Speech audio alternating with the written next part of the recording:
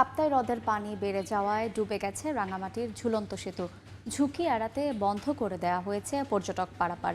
বিস্তারিত জানাতে সেখান থেকে সরাসরি যুক্ত হচ্ছেন রিপোর্টার হেফাজত সবুজ। রাঙামাটির ঝুলন্ত সেতু যেটা পর্যটন শিল্পের আইকন হিসেবে পরিচিত, সেই ঝুলন্ত সেতু আসলে এখন ডুবন্ত রয়েছে। আমরা একটু দেখানোর চেষ্টা করছি। রাঙামাটিতে গত কয়েকদিনের টানা বর্ষণ এবং উজান থেকে নেমে আসা পানির প্রভাবে কাপ্তাইলে যে পর্যটন কর্পোরেশনের যে ঝুলন্ত সেতুটি আছে, সেই ঝুলন্ত সেতুটি এখন একেবারেই ডুবে গেছে।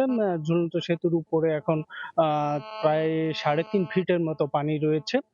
এখানে আমরা দেখতে পাচ্ছি যে পর্যটকদের যাতে এ প্রান্ত থেকে ও প্রান্তে যাওয়ার জন্য মোটামুটি যাতে তারা স্বাভাবিকভাবে যেতে পারে সেই জন্য একটা আলাদা ঘাট তৈরির চেষ্টা করছেন কর্পোরেশনের লোকজন।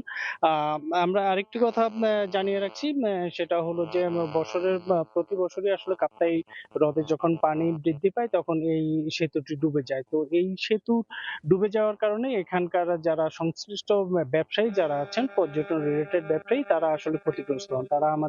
আমরা তাদের সাথে কথা বলেছিলাম। তারা আমাদেরকে যে দাবি জানিয়েছেন সেটি হলো যে এই সেতুটাকে আসলে আরো উচ্চতা করে বা সংস্কার করে একটু করা যায় কিনা সেই বিষয়ে তারা সরকারের প্রতি দাবি জানিয়েছেন, যেহেতু এটি প্রতি বছরই ডুবে এবং এই কারণে এখানকার পর্যটনে আসলে এক ধরনের নেতিবাচক প্রভাব পড়ে। এই ক্ষেত্রে আমরা পর্যটন ম্যানেজারের সাথে আমরা কথা বলেছিলাম। উনি যেটা বলেছেন যে আসলে এ ধরনের বেশ কিছু প্রস্তাবনা আসলে পর্যটন কর্পোরেশনকে দেয়া হয়েছে।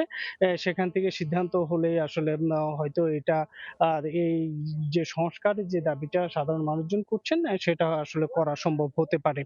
এদিকে আরেকটি বিষয় আমি জানিয়ে রাখছি, সেটা হলো যে কাপ্তাই হ্রদে বর্তমান ১০৭.৫ এমএসএল পানি বিরাজ করছে।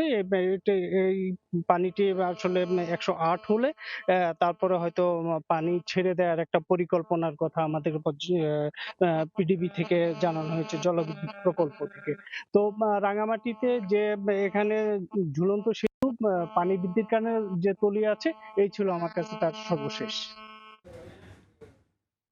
আমরা সরাসরি যুক্ত ছিলাম রাঙামাটিতে।